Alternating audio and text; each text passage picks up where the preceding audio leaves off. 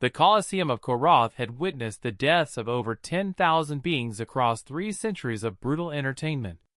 Its crimson sand had absorbed the life force of warriors from every corner of the galaxy, their defeats serving as amusement for the bloodthirsty crowds that filled its massive stands.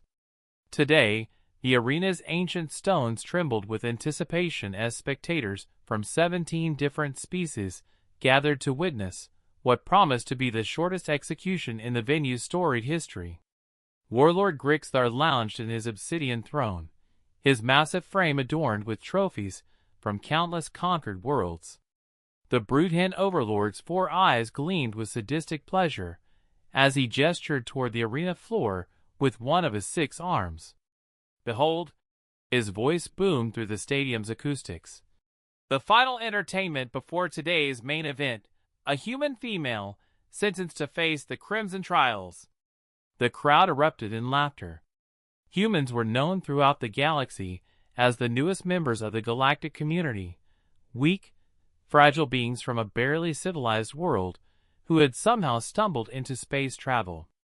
The betting pools had opened at 5 minutes maximum survival time, with most wagers clustered around 2 to 3 minutes.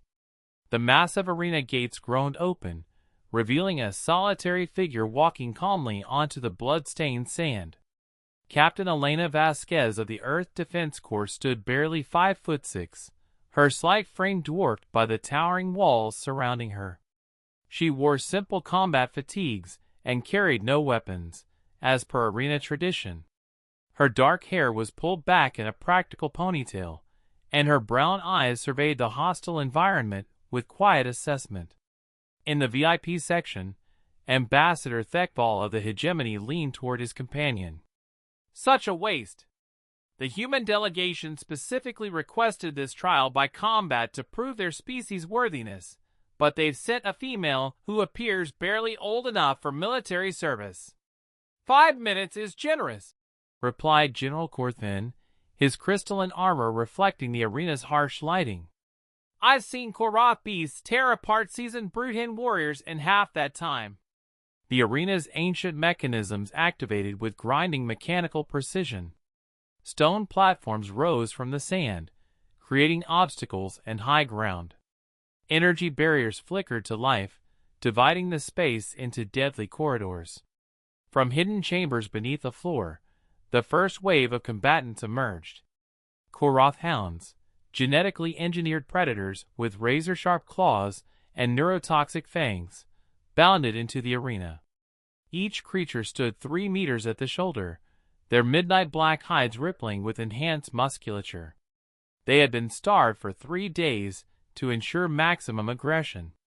The crowd fell silent, expecting to witness a swift slaughter. Elena dropped into a combat stance, her movements fluid and economical. As the first hound charged, she sidestepped with inhuman speed, grabbed its front leg mid-leap, and used its own momentum to slam it into the arena wall. The creature's skull cracked against the stone with a sickening sound.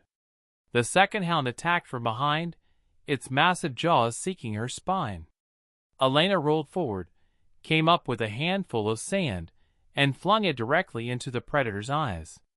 While it thrashed blindly, she leaped onto its back, wrapped her arms around its neck, and applied a chokehold that collapsed its windpipe within seconds. By the 10-minute mark, 6 Korath hounds lay motionless on the blood-soaked sand. The crowd had stopped laughing. "Impossible," Warlord Grixthar muttered, leaning forward in his throne. "Release the Crimson Stalkers." The second wave brought mechanical horrors, robotic warriors armed with plasma cannons and energy blades. Their targeting systems locked onto Elena's heat signature as they advanced in perfect formation. She studied their movement patterns for precious seconds, then began moving in unpredictable zigzag patterns that confused their predictive algorithms. Elena used the arena's own obstacles against her mechanical pursuers. She triggered energy barriers to redirect their plasma blasts into each other, caused structural collapses that crushed 2 units simultaneously, and somehow managed to reprogram 1 unit's combat protocols during a brief grappling encounter turning it against its companions. 30 minutes elapsed. The betting pools had shifted dramatically, with odds makers frantically recalculating their projections. "Where did they find this human?" Ambassador Thekval whispered, his confidence evaporating. "Her combat efficiency exceeds our military academy graduates." Elena faced the final challenge, a massive void titan, a creature of living energy that could phase through matter and regenerate from virtually any damage. The crowd expected this to be her end. No known weapon could harm a void titan effectively. But Elena had noticed something during her hour in the arena. The energy barriers that divided the space operated on a specific frequency pattern. The Void Titan's energy signature resonated at almost the same wavelength. Using debris from destroyed mechanical warriors, she began constructing a crude harmonic amplifier, turning the arena's own defensive systems into a weapon.